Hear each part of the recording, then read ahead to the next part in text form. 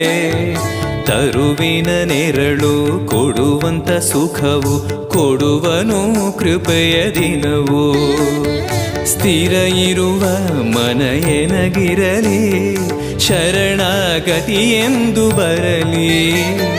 ಭಗವಂತನ ಪ್ರಿಯ ಮಗನಿವನ ಸಾರಿ ಬದುಕು ಇರಲಿ.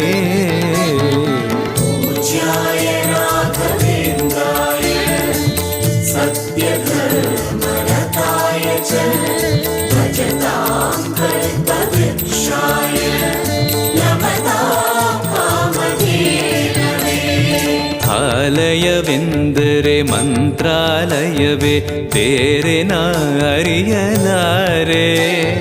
ರಾಜನು ಎಂದರೆ ಶ್ರೀ ಗುರು ರಾಜನೇ, ಮತ್ತು ನಾ ತಿಳಿಯಲಾರೆ.